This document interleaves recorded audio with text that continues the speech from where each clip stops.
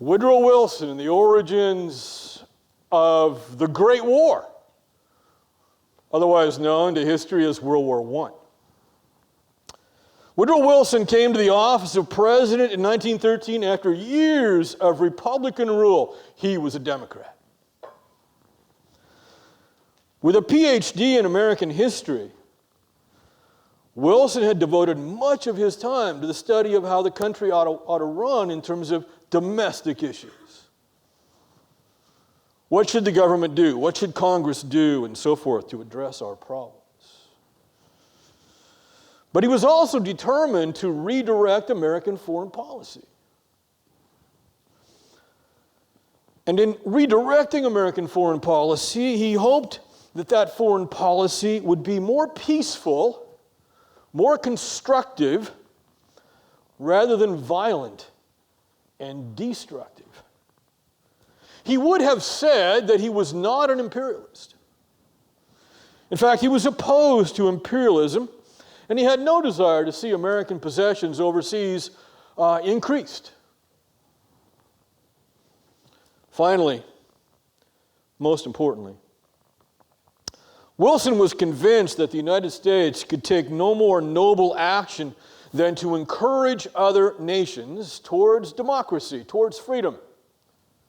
And most other nations lived under some kind of dictatorship, whether it was a monarchy or constitutional monarchy or just a flat-out dictatorship. Most nations were not democracies at this time, the early 20th century.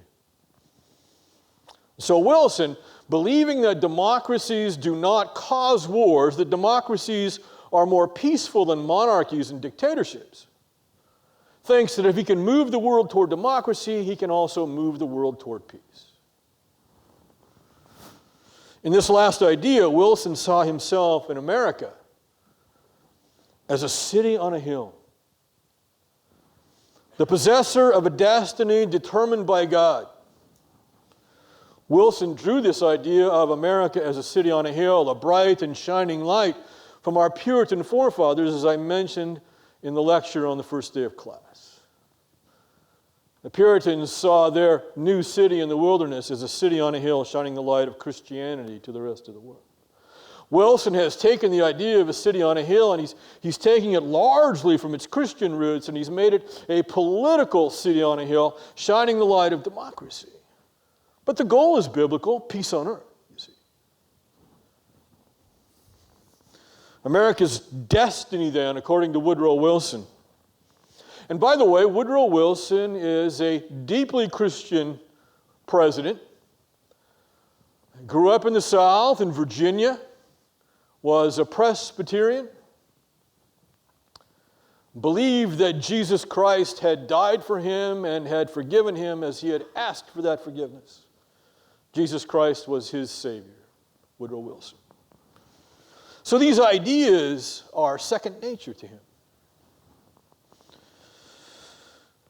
He's drawn to the idea that America has a God-given destiny, a purpose. Indeed, that America might serve in some sense, some real sense, as the Savior of the world. Moving the world towards democracy, you see. And if need be, Woodrow Wilson believed that the United States might even shed its blood, Christian terminology here, see, might even shed its blood in the interests of mankind to free mankind. Jesus Christ shed his blood on the cross to free mankind from the oppression of sin. And sin associated with slavery and tyranny and so forth. In Wilson's mind, the United States might shed its blood, you see, with its armed forces to free the world from the oppression of the sin caused by tyrants and dictators and the warfare that they bring to the world. This is Woodrow Wilson. The problem with this view, of course, is that it places the United States, it's somehow at the apex of the hierarchy of the world. We have the solution for everyone. There's an element of arrogance to this. And usually that kind of attitude arouses opposition from the people you're trying to help. No, thank you. We have our own solutions. That's human nature. You may have the best program in the world. You may have the best intentions to help people, but they want to do it themselves. Right? And your ways may not be their ways. They don't see why your ways are better than their old ways. And then this ideology sometimes will arouse opposition, but it will almost always arouse opposition when you use force to implement it. You shove somebody to get them to do something, and you know what they do? They shove back. They very seldom say, oh yeah, you're right, I'm sorry, we should have gotten out of your way. That's also human nature. And Wilson did use force. He sent troops to Mexico. He sent troops to Haiti. And those two countries did not appreciate Wilson's intervention in their country. Now, Wilson would have told you he sent those troops to help those people, to help move them towards democracy, to help bring freedom to those lands. And God knows those lands were tortured with troubles. But as far as the people of Mexico and Haiti were concerned, it didn't look any different than if TR had sent the troops in order to establish some kind of imperial control. The troops were there. They're Americans, they're not us. They're telling us what to do. And so the people of Mexico and Haiti, they didn't distinguish between Roosevelt's motivation and Wilson's motivation.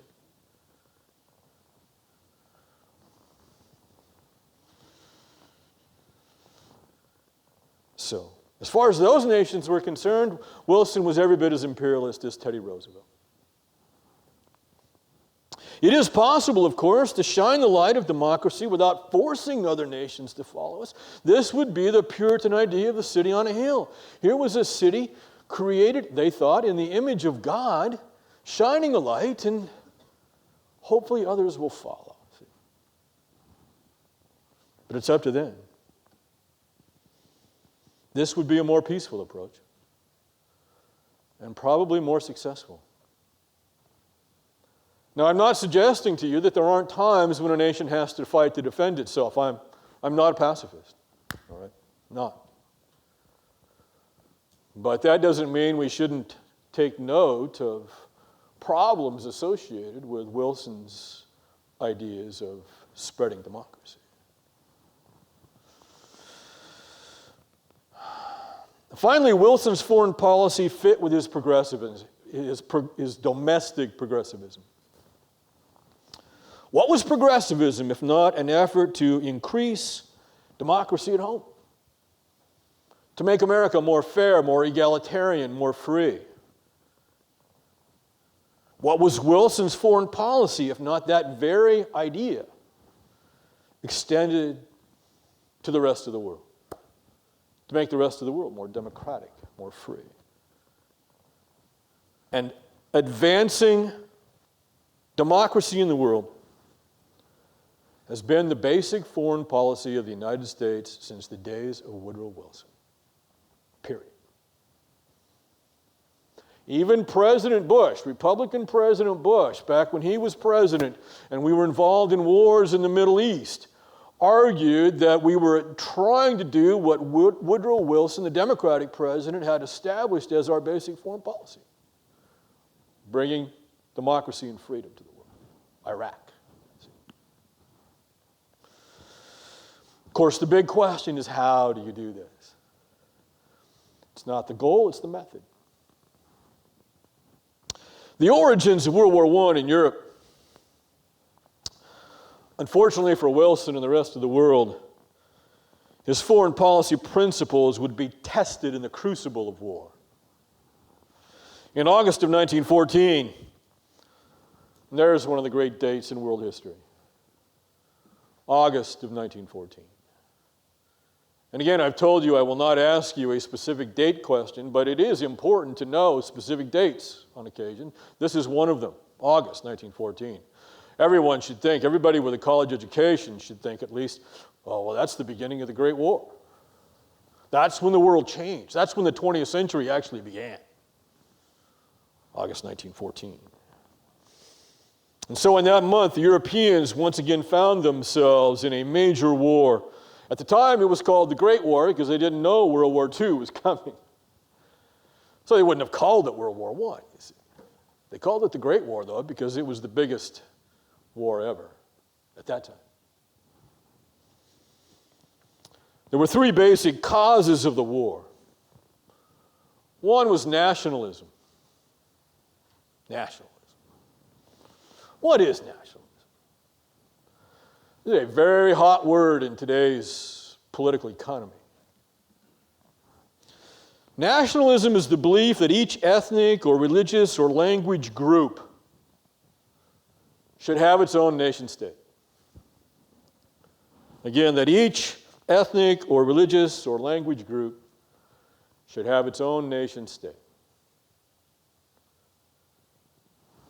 Now, the United States is not a nation based on religion, language, or race. Never has been.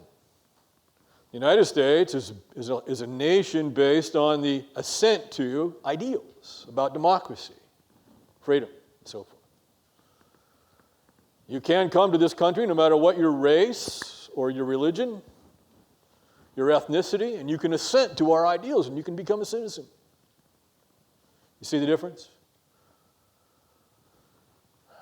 But for nations, especially at this time, the idea was you had to have the same language, the same race, the same nationality. So the French were French. They spoke French, right? Now, again, there's exceptions here.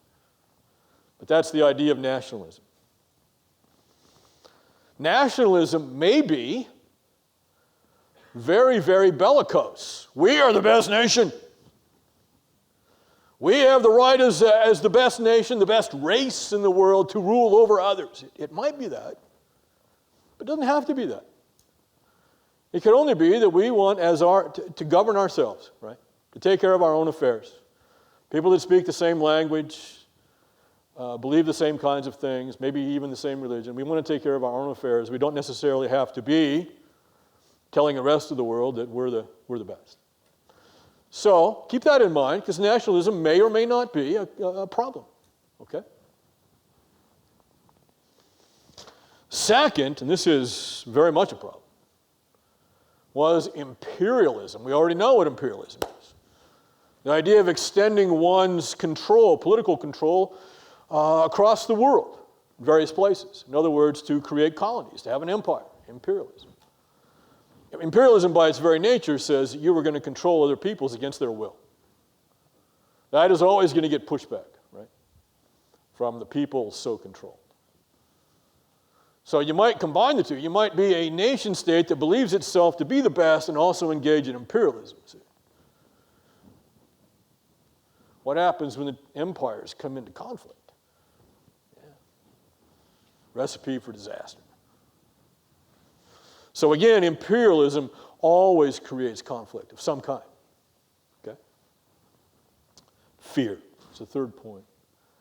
Fear. Most nations were deathly afraid of other nations and their imperial ambitions. And all the major nations of the day were empires of one size or another. They had imperialistic ambitions. And so all these nations are fearful of one another because everybody is aggressive.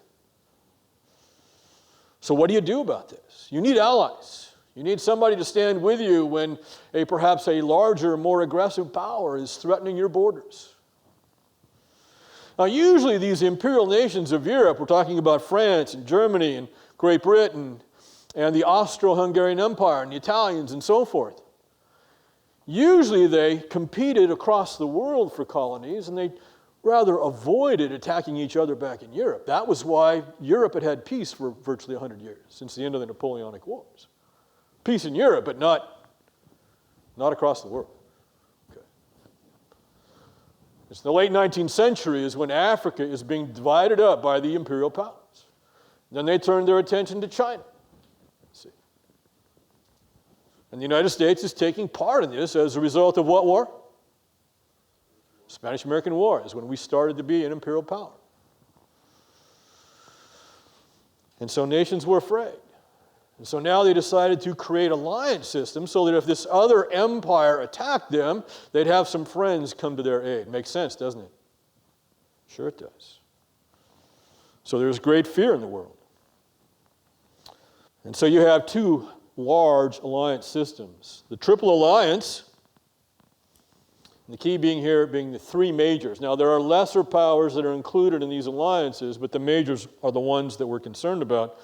The Triple Alliance is Germany, and then just south of Germany at this time is the Austro-Hungarian Empire.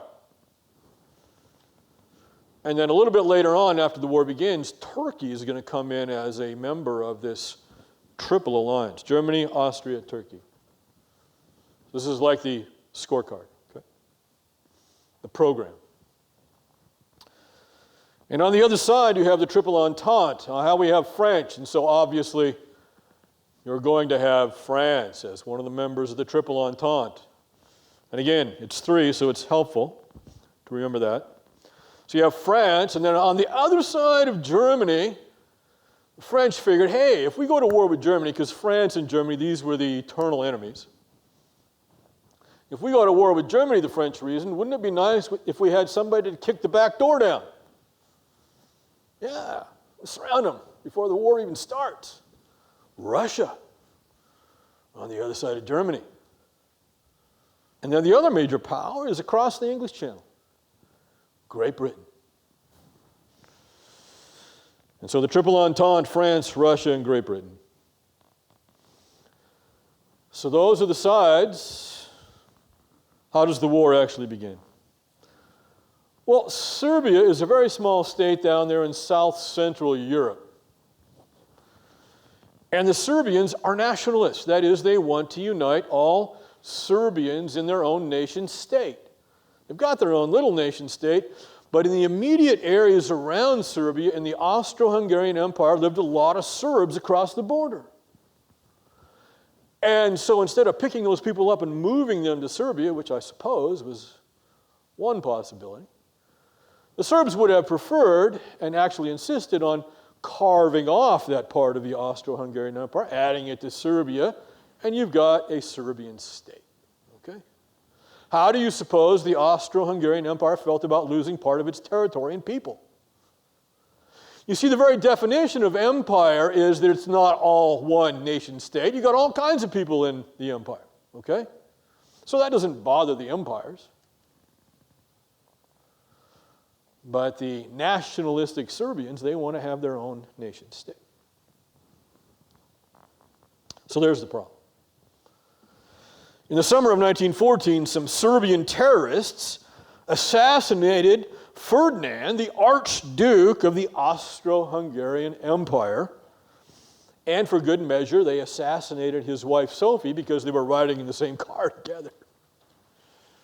Tired of the long-standing Serbian troubles, and Austria's troubles with Serbia have been going on for years and years. This was the last straw. You've killed our Archduke, the man who would be king. Austria now decided to use the assassination of Ferdinand as an excuse for invading Serbia and taking care of the problem.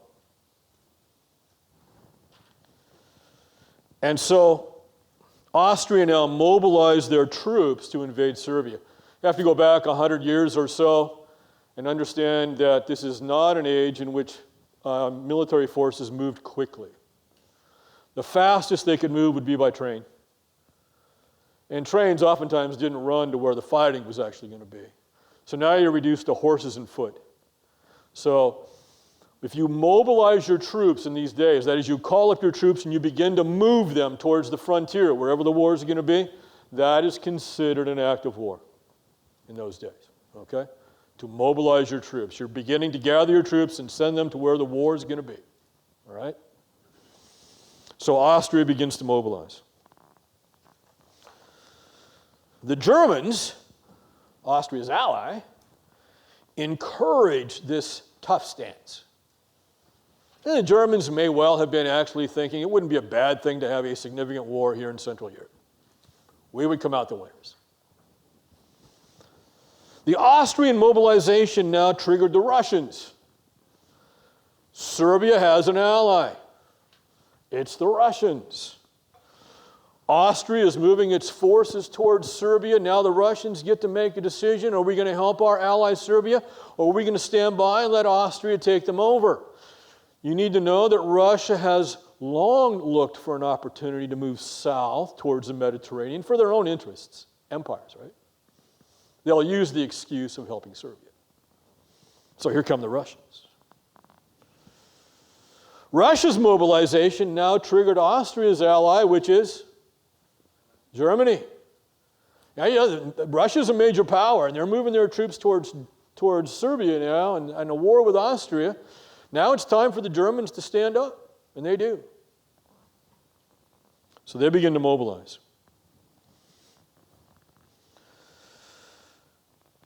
And the German mobilization triggered the Russian ally, who was France.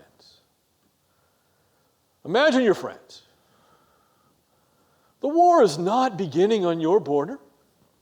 It's down there in South Central Europe. It's the Russians, the Germans, the Austrians, the Serbians.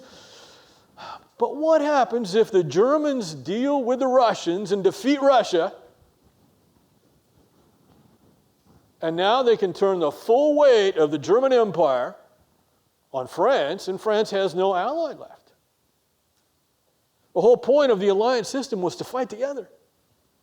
You see? So the French have a decision to make. Do we stay out of it? Hey, it's none of our business. Or do they stand up with their ally for fear that Germany will deal with them after they've defeated the Russians? The French feel like they have no choice. They've got to stand up and help the Russians while the Russians are still there to be helped. This is the real world, folks. Life or death. And now the British have a decision to make. Oh yeah, we're across the channel, we're fine. Nobody has successfully invaded Great Britain since 1066. 900 years. Yeah. But what if Germany becomes the dominant power on Europe, controls all of Europe? It had always been British foreign policy to keep one power from dominating Europe, which is why they fought Napoleon in France. You see? And so the British eventually decide that they don't have any choice either. You've got to help their allies, the French. Think of a bunch of dominoes on the table, all lined up so very carefully but so very closely together. All you got to do is tip over one of them. And this is the problem with alliances. Now the whole continent goes up in flames. So the dominoes are falling. By mid-August 1914, the Europeans had a world war on their hands, the kind they had not seen since the end of the Napoleonic Wars a century before, in 1815. America's response to the war. When the Great War began in Europe, most Americans had one response. They're at it again, and we're staying out. Because it seemed that to Americans, that the Europeans were always fighting one another. Sometimes the wars were large, sometimes the wars were relatively small, but warfare just seemed to be endemic in Europe. Not our business, folks. America's never fought a war in Europe before. We fought against Great Britain, but we never sent troops to Europe to fight. See? Not our problem. But events over the next 2.5 years gradually changed the minds of Americans. In May 1915, now the war is almost a year long, the British passenger liner Lusitania, passenger ship, with over 1,000 people aboard, including 128 Americans, was cruising off the coast of Ireland when a German submarine launched its last torpedo, hit the Lusitania, And down she went, with the loss of over 1,000 lives, 128 Americans. The horrible deaths those people suffered prompted international outrage at the German government. For to sink a passenger ship in those days was a violation of international law. Even though it was a British passenger ship, and even though the Germans and the Brits are at war, it wasn't a warship. It was a passenger ship. Now you should know that it was carrying war supplies from the United States to Britain. Okay, war supplies. But it's not a warship. And so this causes international outrage. You've caused the death of 1,000 plus civilians. What a heinous crime the Germans have committed. Again, it's a violation of international law. Wilson now negotiates a German promise not to sink such ships. Germans promise not to do it again. This is called the Arabic Pledge because another much smaller ship, the Arabic, was sunk under similar circumstances before they could negotiate this deal. And so the Arabic Pledge is a response to the Lusitania incident and the Arabic incident. And the Germans say, we are going to order our submarine commanders not to do this. Okay? And they did. They didn't want the United States in the war at this time. They're going to, in other words, respect America's neutral rights. And so the United States and other neutral nations, that is, nations not at war, have the right to trade under international law at this time with the nations that are at war. So we could trade with Great Britain, we could trade with France, we could even trade with Germany. Yes. I'm sorry? This is a great question. How is international law established at this point? So the answer to that is there are conventions in the world every so often because this is a huge issue. If you go back far enough in American history to the presidency of Thomas Jefferson, it's the same problem that's going to lead to the War of 1812 100 years before. And so nations then negotiated what they considered to be acceptable behavior at that time or over those years.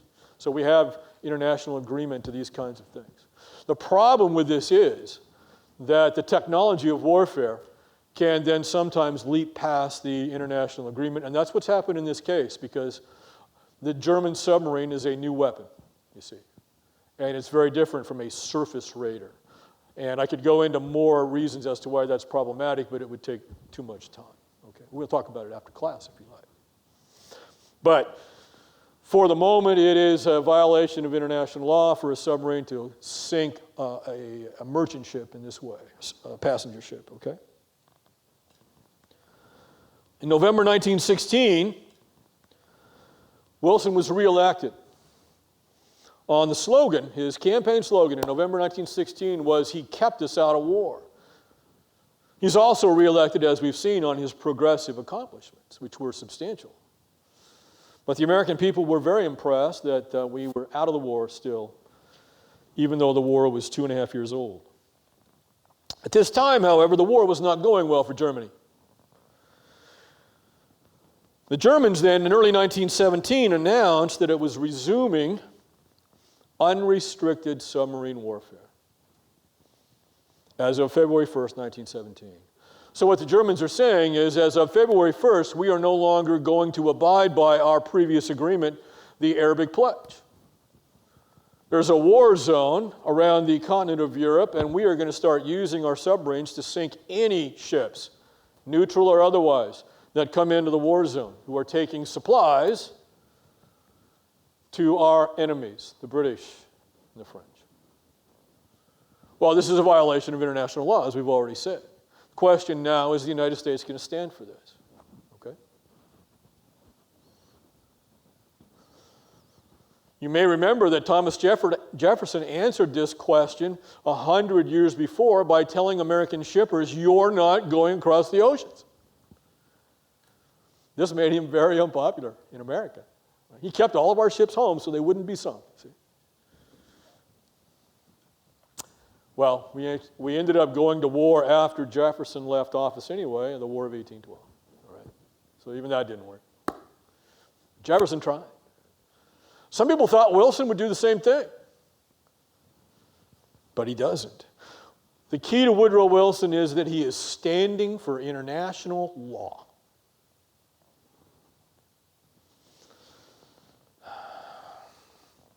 And so Germany announces they're going to sink all ships on site in an effort to deny the supplies that are coming largely from the New World to Britain and France.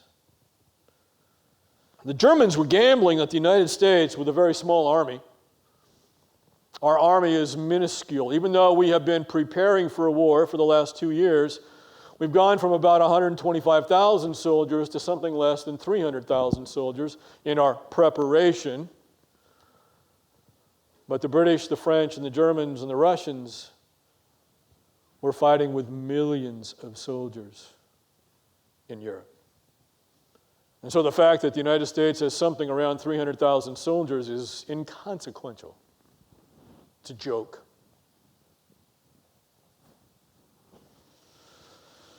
The Germans were gambling that the United States could not become a factor in this war before Germany's submarines would sink enough shipping to cause the British and French to say, hey, we can't fight anymore, we don't have the supplies, we surrender.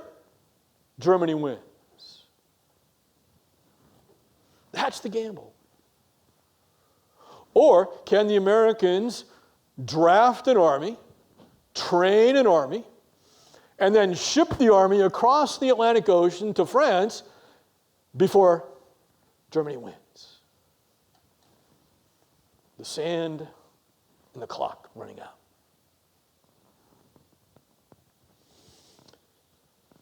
It's abundantly clear that the German general staff, leaders of Germany, made this calculation. They looked at the American army and said, it's too small, it'll take them too long, we'll win this war with unrestricted submarine warfare before the Americans will matter. Now, ladies and gentlemen, there's only one conclusion to be drawn from this. A larger army sooner, and maybe the Germans don't even try. I wish that I could tell you that that was the key to peace. Big army, big military, nobody will challenge you. Right? History's more complicated than that. Here's a great example where our small army actually encouraged the Germans to attack us. Fair enough.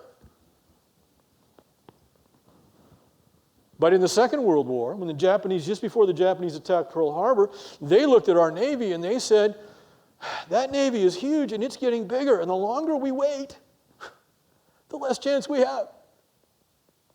You see? It's the opposite. They were afraid of our potential. Now, there's more to that story, but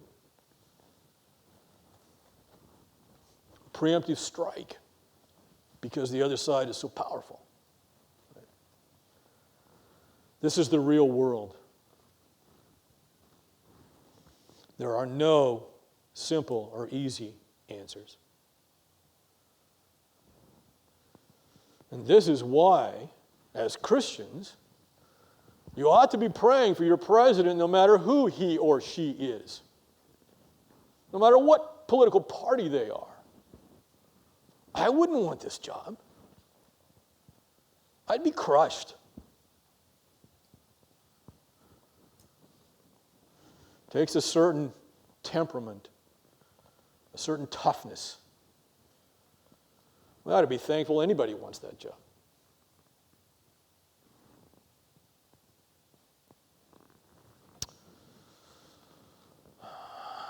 So had the United States developed a larger army sooner, it's pretty clear the Germans would have come to a different decision.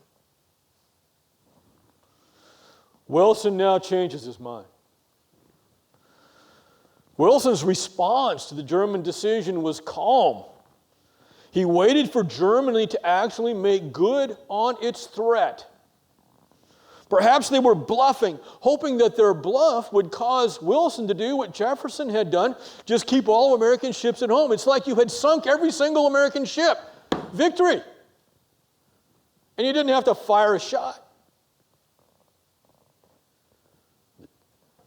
Is Wilson going to do that?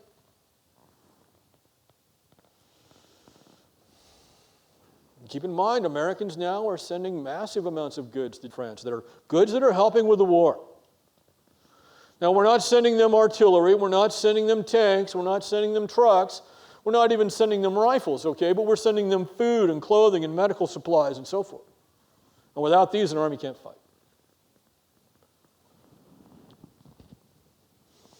Meanwhile, the British intelligence, actually, intercepted a secret message from Germany to Mexico.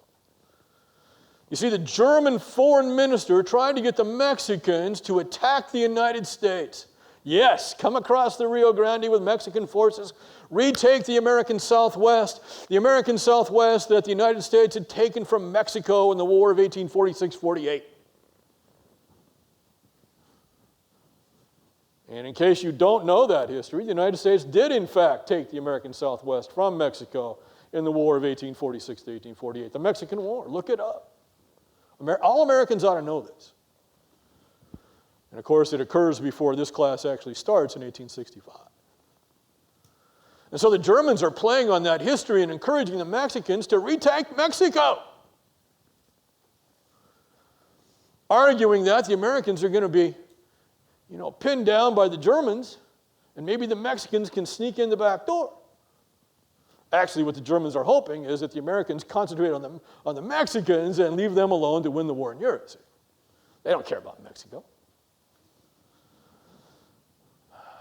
So, what does the United States do? Now you've got unrestricted submarine warfare, and you've got the Zimmerman Note, which the British then, of course, are going to give to the Americans, and then Woodrow Wilson makes that public.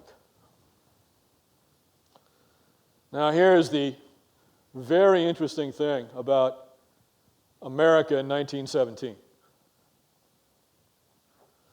Generally speaking, the people on the East Coast have a pretty good idea of why they would fight the Germans in World War I, okay?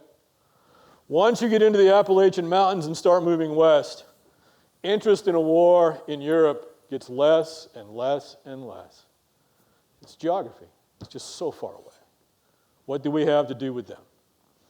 People in Seattle don't trade with London very much, okay? So, diplomatically, geography matters. And Wilson would have had a really hard time getting most of the country to say that we needed to have a war with Germany over neutral rights in the Atlantic Ocean when most of these people had never seen the Atlantic Ocean and didn't care to. And then Zimmerman. Is this the dumbest diplomatic blunder in history or what? There was never any chance the Mexicans were going to invade the Southwest. But the Germans are caught inciting Mexico to do exactly that. And when the Zimmerman Note is made public, guess which part of the country now is upset with Germany? The whole West. United. No problem. Especially not when it's learned that the Germans are not bluffing and they start sinking American shipping in March. So our ships are going down, our merchant sailors are drowning and dying, and the Germans have been caught red-handed trying to get Mexico to invade the southwest United States and take back that part of America. The Zimmerman telegram. The Mexicans were not impressed. They had no interest in being the tail on the German dog. In this atmosphere, after much soul searching, "Oh God, what do you want me to do?" Right?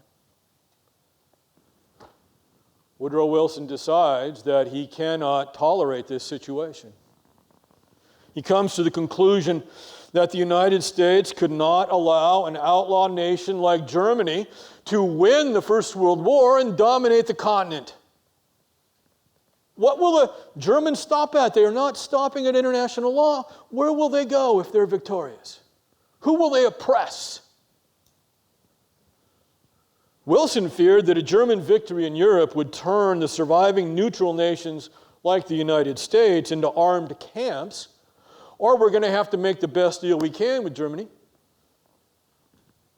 But we're going to be a satellite then, if not a colony. We'll be under the German boot. We'll have to do what the Germans say.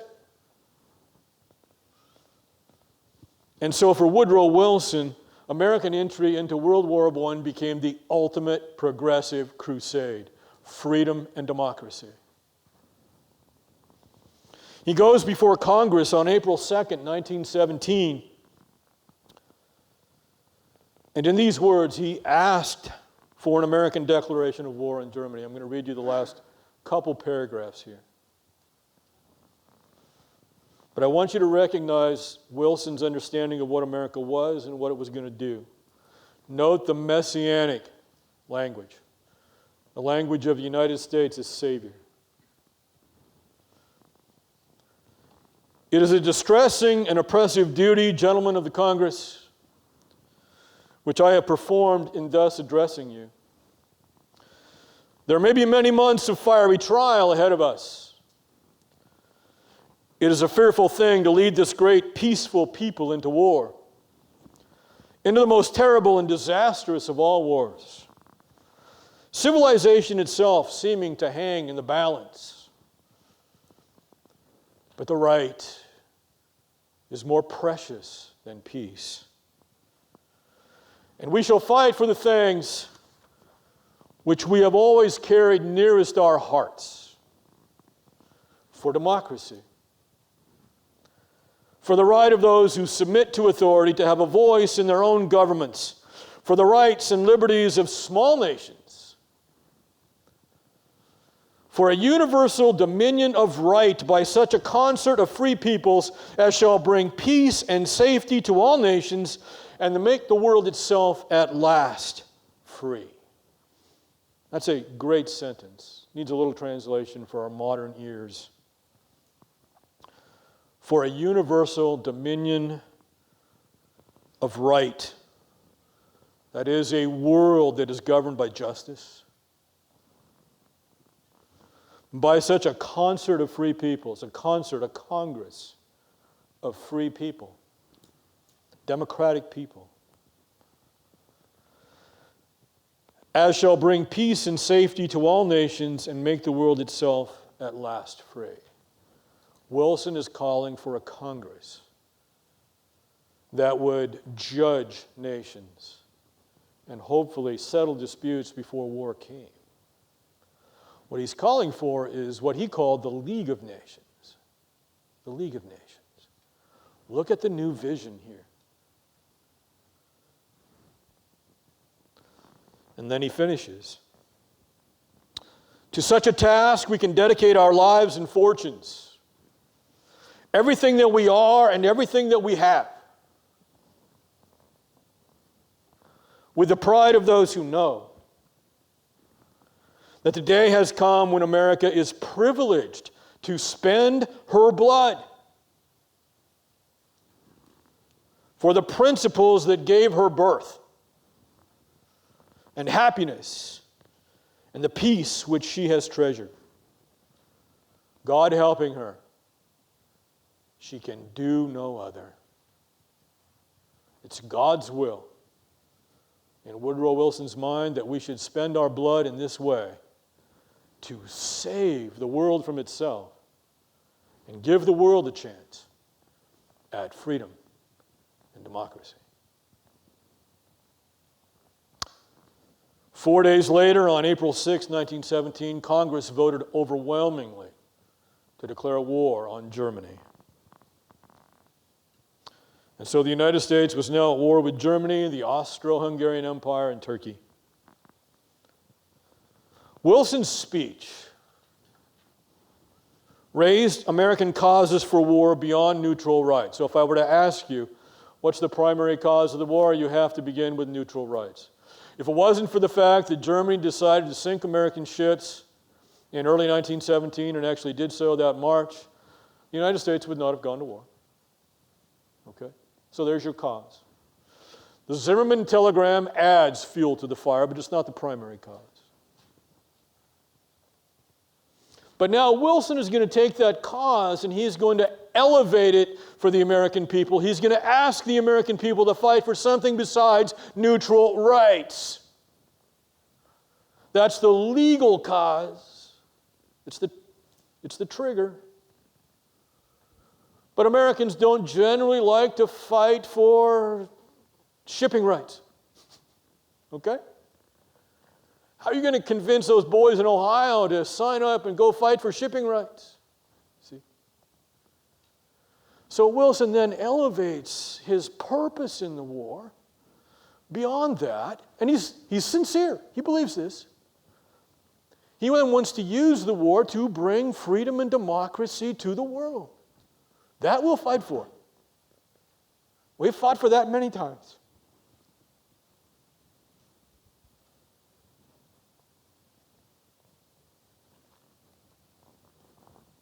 So Wilson wants to end the Great War. His goal is to end the war. And then he wants to end the peace, restructure the world to make it more free and more democratic. And then Wilson's League of Nations, hopefully he believes, will make war obsolete. Wilson said he wants to fight this war to make the world safe for democracy. Questions? Yes.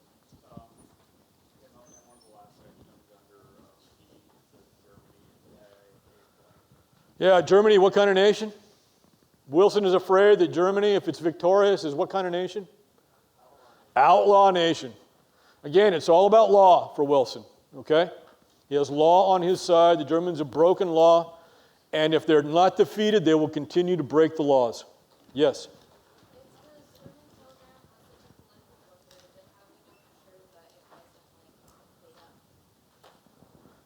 How do we know the Zimmerman note was not made up? That is a great question. I don't know the answer to that. I don't think that anybody's ever really questioned that before. There's probably the Germans admitting to it or something in the past there, but I don't know that anybody questions that.